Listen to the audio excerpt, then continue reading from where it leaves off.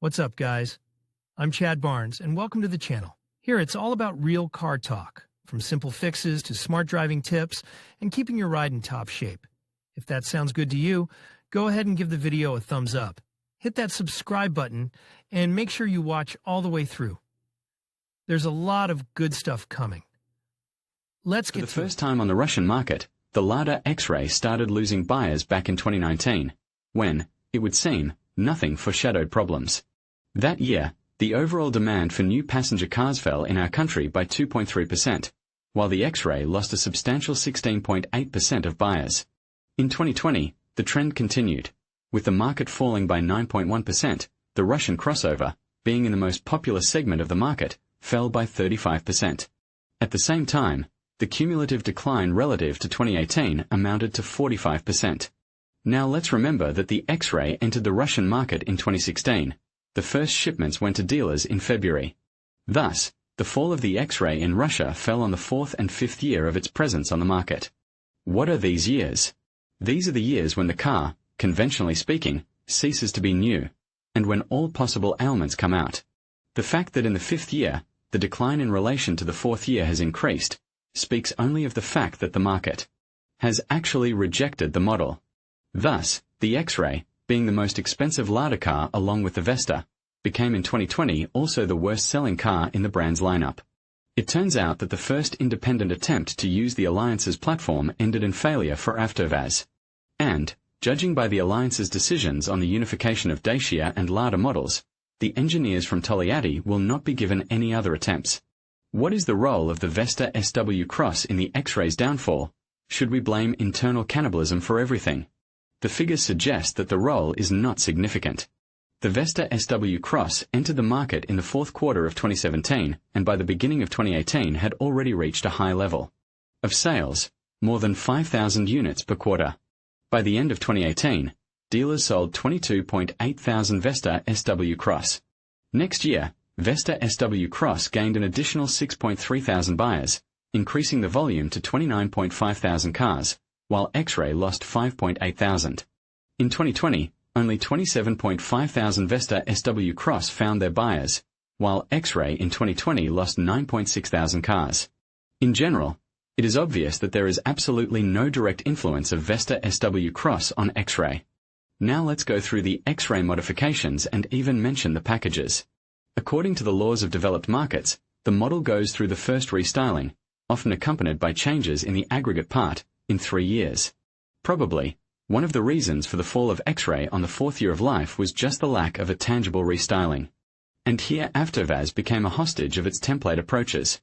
Models of the ultra-low-cost segment cannot be updated for decades, but, as we said, Xray is not an inexpensive car of Hyundai credit class, so the demand from it is different. A weak attempt to revive interest in Xray Togliatti made just last year. From April, dealers began to receive Xray Cross in Instinct configuration, from October, in black configuration. People reacted coolly to both versions with cosmetic changes. Instinct sold 597 cars by the end of the year, black, 372. Now let's record that the Xray Cross accounted for almost 36%, 6,932 units, of all Xray sales in 2020, with the most expensive version, dropping by about the same amount as the base version, without the cross prefix. And what about the motors? The version with the Togliatti 1.6-litre engine accounted for 59.6%, 11,501 units, while in 2019 its share was 51.2%. That is, with a general decline in demand for the model, there is a redistribution in favor of the poor modification. This suggests that the expensive versions of the Xray are not able to compete for buyers coming from higher segments. Add to that the high noise level, the perennial oil spoilage of the 1.8-litre and in principle not bad engine VZ21179, 5 gears in the manual gearbox, while all competitors have 6, and so on. In short, as of 2021, the Xray has obviously lost all its main advantages, and until the end of the life cycle, we are unlikely to see any significant upgrades on this car. Now, to Vesta, which we have already touched upon. Let's concentrate again on the most expensive versions of Cross, but exclusively on station wagons. The fact is that the sedan Cross version in 2020 was purchased by only 1,955 people, that is, against the background of total sales. Of the model, 108,281 units, the sedan with increased ground clearance does not make any weather. The cross station wagon is down nearly 7%, with the overall model dropping nearly 4%. In 2020, the base versions of the Vesta SW Cross with a 1.6-litre VZ2-1129 engine, 106 horsepower, which is paired with a 5-speed Togliatti gearbox, accounted for more than half of sales, or, more precisely, 54%. Another 20% was taken by the French 1.6-litre motor H4M, 113 horsepower, with a variator Jatco. The rest fell on the version with a 1.8-litre unit. As for all Vesta, the 1.6, 106 horsepower, with a cast iron block and 5 metric tons, that is, the cheapest version, accounts for 72% of sales, 2% on the H4M plus Jatco pair. In 2019, the base modification gained almost 75%, but the French-Japanese version has not yet had time to take any appreciable share, because it arrived at dealers only in November. At the same time, in 2020, the main part of its buyers it received at the expense of execution with a 1.8-litre motor VZ2-1179, the share of which in 2020 compared to 2019 fell from 23.4% to 11.2%. Simply put, we see that one version of Vesta, which turned out to be quite successful, interrupted buyers from the other, rather than attracting them from the outside. But is it possible to contrast the French-Japanese automatic with the Russian-French pen? It is possible and easy, because the matter is not in constructive differences, but in price. More affluent buyers of Vesta, who earlier chose solid version 1.8 with increased diameter of clutch, with appearance of full-fledged automatic in the form of Japanese variator Jatco, prefer comfort. Vesta has been on the market even longer than Xray. It started arriving at dealers in November 2015, and it hasn't been updated for longer than Xray either. The restyling, which was scheduled for 2021, was pushed back in time, as we learned from the post-New Year's Eve press conference of the Executive Vice President for Sales and Marketing Olivier Mornay.